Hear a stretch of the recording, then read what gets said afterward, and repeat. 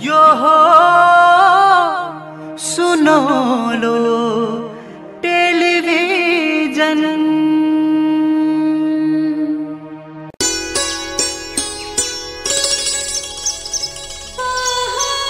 आदरणीय महानुभाव नमस्कार।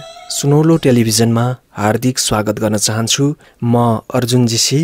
आज म तपाईँ समक्ष यस्तो भोगाई अथवा घटना प्रस्तुत गर्दैछु कि यो घटना वाचन गर्दा गर्दै म धेरै ठाउँमा भक्कानिएको छु।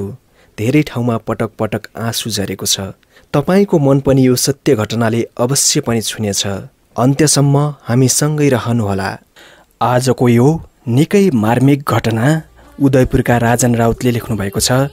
अब लागौं आजको यो कार्यक्रमतर्फ।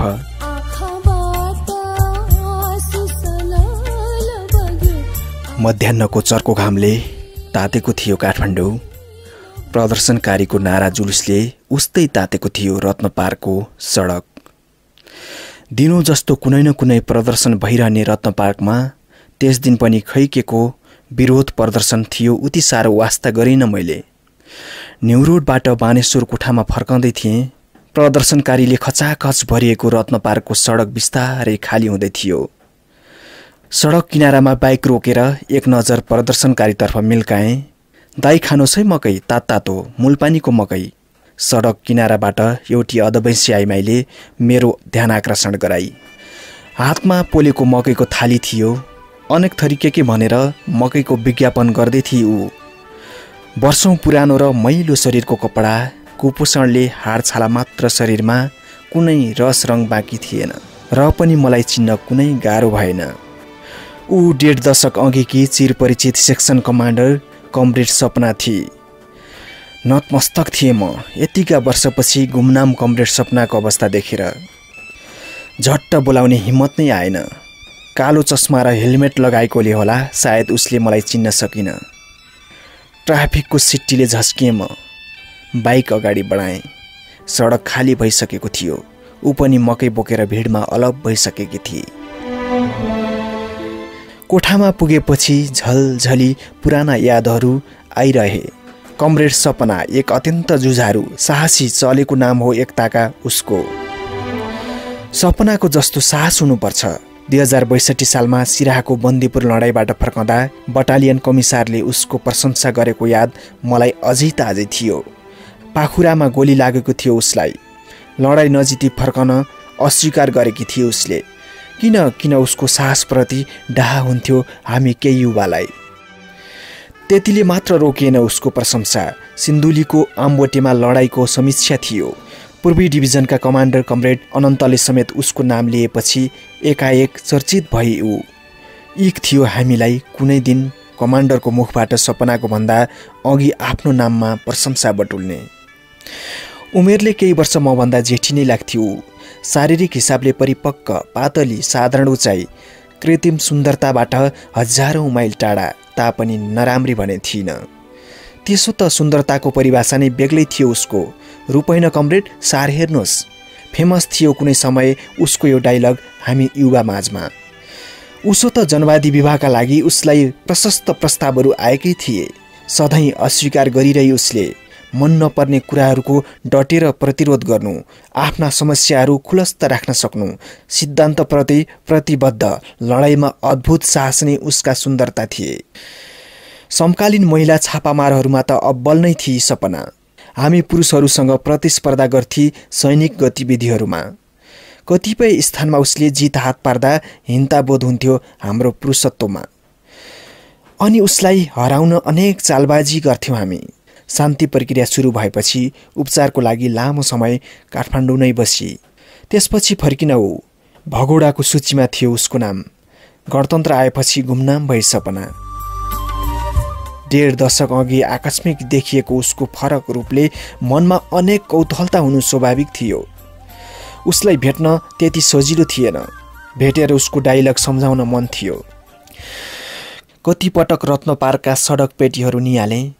काठमाडौँका चोकका सडक पेटीहरू कतै छ कि भनेर हेर्न कुनै कसर बाँकी राखिन। आधुनिक सञ्चार सञ्जालमा भेटिन्छ कि भनेर फेसबुकमा नाम सर्च गरेँ। हजारौं सपनाको भिडमा कमरेड सपनाको कुनै तस्बिर देखा परेन। झन्डै 1 महिनापछि वीर हस्पिटल अघि फुटपाथमा एउटा उपन्यास खोज्दै थिएँ।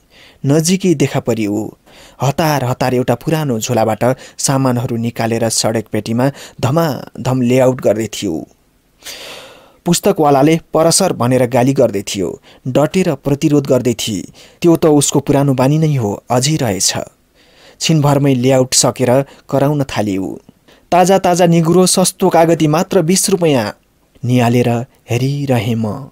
पुरानो चप्पल, फाटेको उसको कुर्कुच्चा, पुरानै कुर्ता सुरुवाल, राम्रोसँग कोरीबाटी नगरेको लट्टा परेको कपाल, हाडलाई छालाले मात्र छेकेको उसको अस्थि पन्जर, अनुहारमा लामखुट्टे बस्दा चेप्टिएर मर्ला जस्तो मुज्जाका रेखीहरू, पिर्लिक पिर्लिक उही आँखाहरू घुमाइरहन्थे सडक पेटीको दायाँ बायाँ।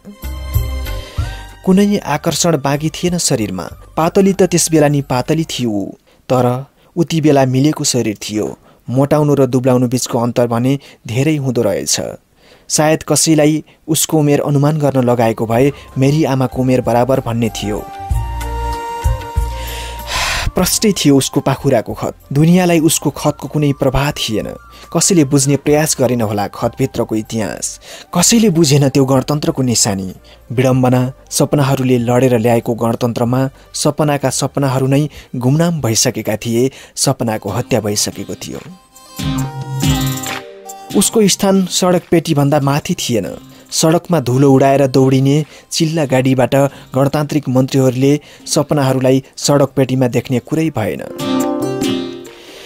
केही छिनमै उसले 100-150 को बेच्न भ्याइसकेकी थिए। सडक पेटीमा कोही कपडाका पोका पोकेर दौडँदै थिए। हतपत झोलामा प्याक गर्न थाले ऊ। मैले केही बुझिनँ। नगर प्रहरीको गाडी रोक्यो अगाडि। नगर प्रहरी झरेर जबरजस्ती ताने उसको झोला। ऊ पनि कहाँ छोड्थी र त्यसै हड्डीको बल निकालेर तानी। झोला च्यात्थिएर कागतीका दानाहरू लडे सडकमा। छरिएको निगुरो टिपेर नगर प्रहरीले कोच्यो गाडीमा। अनि हुइक्यो अगाडि। ट्वाल्ल परेर सडकमा गुडिएका कागतीका दानाहरू हेर्दै थियो। चिल्लो सडकमा गुडेका उस्तै चिल्ला गाडीले किचिमिची पार्दै अगाडि बढे कागतीका दाना। कसैलाई अनौठो थिएन त्यो दृश्य। ऊ आफै पनि यसमा अभ्यस्त भइसकेकी थिए। मलाई पनि असहज लागिरहेको थियो। कागतीसँगै सडकमा सपनाका सपनाहरू किचिएका थिए। जुन व्यवस्थाको लागि उसले रगत बगाएकी थिए, जीवनको उर्वर उमेर खर्च गरेकी थिए, त्यो व्यवस्थामा सडक पेटीमा पनि ठाउँ पाइन उसले। म किम कर्तव्य विमुठ उभिरहेको थिएँ। पराजित अनुहार बोकेर ऊ लुसु लुसु बाटो लागि। सपना कमरेड, उही पुरानै शैलीमा पछाडिबाट बोलाएँ मैले। पछाडि फर्केर ऊ झस्की। सायद चिन्न सकिनँ। मैले मास्क खोलेँ। सुजन कमरेड, तपाईँ? उसको भर्खरै उदास अनुहारमा उही पुरानै मुस्कान देखा पर्यो। बसन्तको पतझड रुख झैँ सिक्री लाग्थ्यो। उसको मुस्कानमा कुनै रस रङ बाँकी थिएन। म अघिदेखि तपाईँलाई नै निहालिरहेको थिएँ, मैले भने।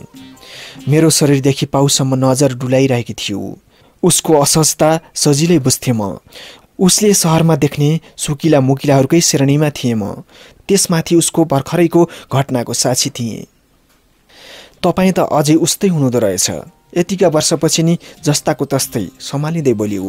रूप होइन कमरेड, सार हेर्नुहोस्। मैले उसको पुरानो डायलग सम्झाइदिएँ। फिस्स हाँस्दै जवाब दिए उसले। अब रूपको मलाई के काम? काठमाडौँ मल अघि क्याफेमा 2 कप कफी अर्डर गरेँ मैले। असहज महसुस गर्दै थियो। सायद क्याफेमा देखिने सबै सुकिला मुकिला जोडीसँग आफ्नो तुलना गरी उसले। सुजनजी, जीवन सोचे जस्तो भएन। युवा उमेरमा बोकेका सपनाहरू सबै गुमनाम भए। गुमनाम म आफै बाँच्नलाई बाँचिरहेको छु। आँखाभरि टिलपिलाए उसका आँसु। मानौ धेरै वर्षपछि उसले दुख बिसाउने चौतारी भेट्टाएकी छे। वेटरले कफी लिएर टेबलमा राखिदियो। ऊ निरन्तर बगिरहे। जीवनका दुःखहरू बयान गरेर साध्य नै छैन। धन नभएपछि पार्टीमा पनि कुनै स्थान नै रहेन। जीवन नै सङ्घर्ष रहेछ। उति बेला आफ्नै सपनाका भारी बोकेर युद्धमा होमिएकी थिएँ। यति बेला हातमुख जोड्नका लागि सङ्घर्ष गरिरहेकी छु। साथमा 2 छोरीको पालन पोषण र शिक्षा दीक्षाको बोझ छ, उठाउनै नसकिने। 3 छोरीको लागि अहोरात्र खटिरहेकी छु। भाडामा लिएको जग्गामा उत्पादन भएका तरकारीहरू बेच्न सडकमा सधैँ यस्तै सङ्घर्षको सामना गरिरहेकी छु।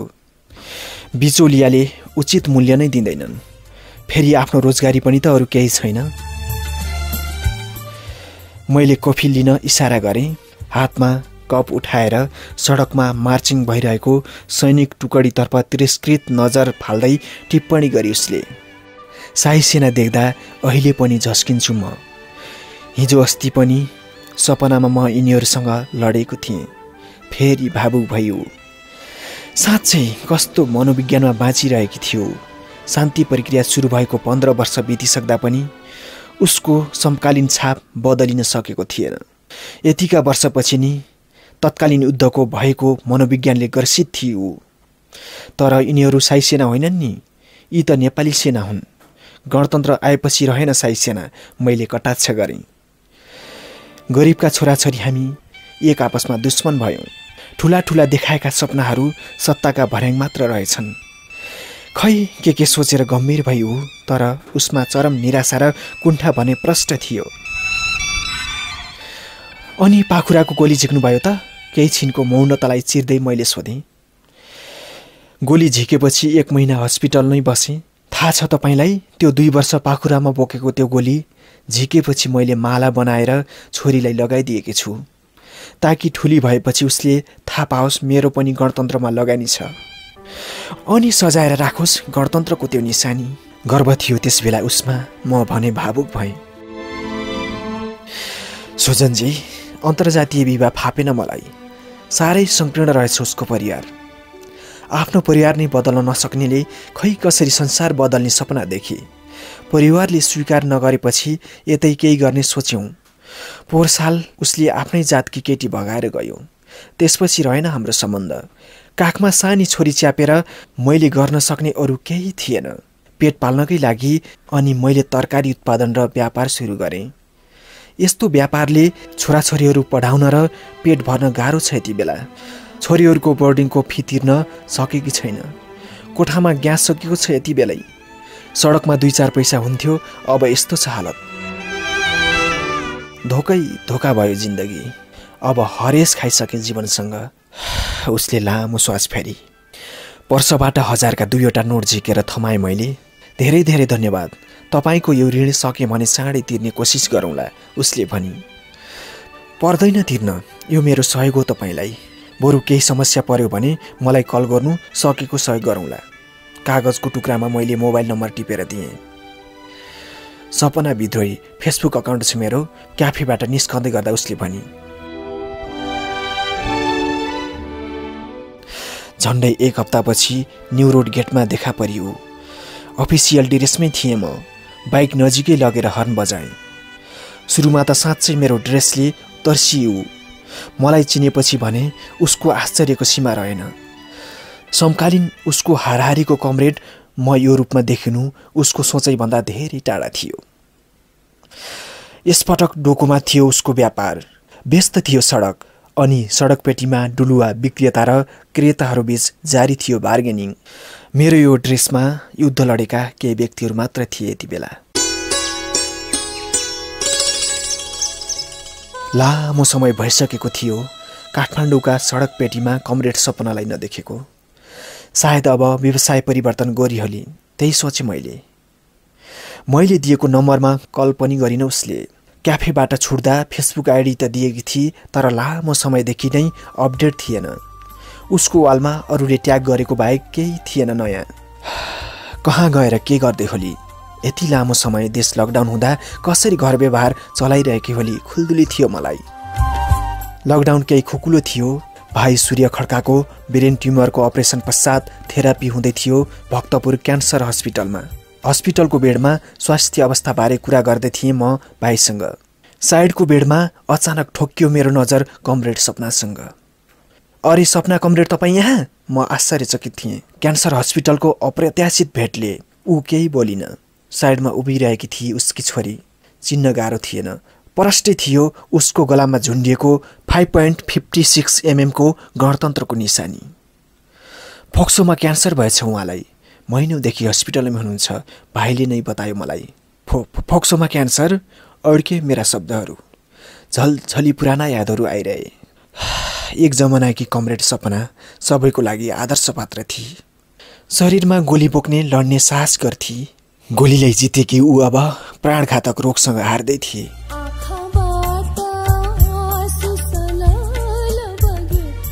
सुजनजी, म ठगिएँ, पटक पटक ठगिएँ। त्यस दिन पाखुरामा लाग्ने गोली किन मेरो छातीमा लागेन? शहीद बन्नबाट ठगिएँ, आफ्नै भन्नेहरूबाट ठगिएँ, हुँदा हुँदा आफ्नै जीवनसँग ठगिएँ। म हारेँ, आफ्नै जीवनसँग हारेँ। सकी नसकी बोल्दा बोल्दै भक्कानी ऊ। उसकी छोरी घोप्टो परेर घुक्क घुक्क रुन थाली। तपाईँ हार्ने मान्छे होइन, हिम्मत नहार्नुहोस्, मैले सान्त्वना दिएँ। ऊ बेला कतिपटक उसको हारको कामना गर्ने म अन्तिम पटक उसको जितको कामना गरिरहेको थिएँ। बेहाल थियो हस्पिटलमा उसको। चिन्तित थियो उसलाई रुँगिरहेको उसको भाइ। थपिँदै थियो 2वटा भान्जीहरूको बोझ। मृत्युलाई कुरेर बसेकी थिए ऊ। अब उपचार हुने आशा थिएन उसलाई। उसको हाडछालाको अस्थिपञ्जर अब सुनिन थालिसकेको थियो। रोग एउटै भए पनि वर्गीय धरातल अनुसार घाटसम्मको यात्रा पनि अघि पछि हुने रहेछ। हस्पिटलको दृश्यले त्यही पुष्टि गर्दै थियो। मैले सिनियर चिकित्सकसँग उसको अवस्थाको बारे बुझ्ने प्रयास गरेँ। विपन्न परिवारका लागि उपलब्ध 1 लाखसम्मको उपचार सुविधाले धानेको त्यति रहेछ। आर्थिक अभावले भएनछ थेरापी। तत्काल थेरापी गराउन सके केही समय अझै बाँच्ने सम्भावना मात्र देखाउनुभयो डाक्टरले। निराश थिएँ म एउटा सहकर्मीको दुखान्त यात्राबाट। नदुखेको टाउको जोड जोडले दुख्न सुरु गरेको थियो। हस्पिटलको त्यो दृश्यले साँझ खाना खान मन लागेन। एउटा सिटामोल खाएर बेडमा पल्टिएँ। अनेक प्रश्न मनमा उब्जिरहे। सपनाहरूले ल्याएको कस्तो गणतन्त्र यो, जहाँ सपनाहरू उपचार नपाएर मृत्यु कुरिरहेका छन्। पटक पटकका गणतान्त्रिक सरकारहरू राज्य कोषबाट बरम लुट गरिरहेका छन्, विलासी गाडी चढिरहेका छन्, अनि करोडौँको गलैँचा फेर्दैछन्, विदेश गएर उपचार गरिरहेका छन्। केही साथीलाई फोन गरेर सपनाको अवस्थाबारे अवगत गराएँ। तत्काल उपचारको लागि सहयोग सङ्कलन गर्ने सल्लाह भयो। साथीहरूकै प्रेरणाले केही हौसला मिल्यो। जबसम्म गुमनाम सपनाहरू अगाडि आउने छैनन् तबसम्म फक्रने छैन यो गणतन्त्र। सन्तानको माया आमा बाबुले जति अरूलाई हुनै सक्दैन। कमरेड सपनालाई केही समय भए पनि बचाउनै पर्दछ। सपनाका सपनाहरू किचिमिची पारेर गुमनाम पारे पनि इतिहास साक्षी छ ऊ गणतन्त्रकी सक्कली जननी हो। जुन घरमा आमाको सम्मान हुँदैन त्यो घर नर्क बराबर हुन्छ। हामी यो घरलाई नर्क बनाउन दिने छैनौँ। कदापि यो घरलाई नर्क बनाउन दिँदैनौँ। फेसबुकको वालमा पोस्ट तयार गरेँ मैले। सहयोगी मनहरू जुटाउन हस्पिटलमा खिचेको सपनाको फोटो राखेँ। अभाव थियो मलाई सपनाको सबैले चिन्ने पुरानो फोटोको। झट्ट याद आयो सपना विद्रोही उसको फेसबुक अकाउन्ट। म हतार हतार उसको फेसबुक अकाउन्ट सर्च गर्नतर्फ लागेँ। फेसबुक अकाउन्ट खुल्यो। फेसबुक अकाउन्ट त खुल्यो, तर एउटा स्थानीय नेताले रातो तारावाला कम्ब्याट लगाएको सपनाको फोटोसहित भर्खरै ट्याग गरेको थियो। हार्दिक श्रद्धाञ्जली कमरेड सपना। बेकार भयो मेरो प्रयास। अब रहिन सपना, अधुरो नै रह्यो मेरो कर्तव्य। ऊ अब यो स्वार्थी दुनियाँबाट बिदा भइसकेकी थिए। एउटी गुमनाम सपनाको दुःखद अन्त्य मात्र भएको थिएन यो। एउटी साहसी लडाकु, युगले जन्माएको वीरङ्गनाको अपमान थियो। उसैले जन्माएको गणतन्त्रको उपहास थियो। कमेन्ट बक्समा श्रद्धाञ्जलीका फुलहरू थपिँदै थिए।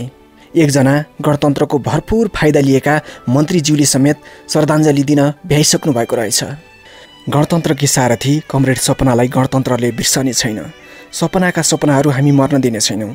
हार्दिक श्रद्धाञ्जली कमरेड सपना। यस्तै शब्दहरू लेखेका थिए गणतन्त्रको भरपूर फाइदा उठाएका मन्त्रीले। सरदाका फुल चढाउँदा पनि पाप लागोस् तिनीहरूलाई, जसले जीवनभर मात्र सपनालाई ठगेनन्, मृत्यु पश्चात पनि ठगिरहेका छन्। सम्हाल्नै सकिनँ म। टाउको फुट्ला जस्तो भयो मेरो। एउटा सिटामोल फेरि थपेँ। झलझली उही नमेटिने यादहरू आइरहे।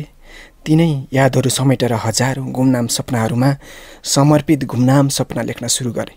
हो, तिनै यादहरू समेटेर हजारौँ गुमनाम सपनाहरूमा समर्पित गुमनाम सपना लेख्न सुरु गरेँ मैले।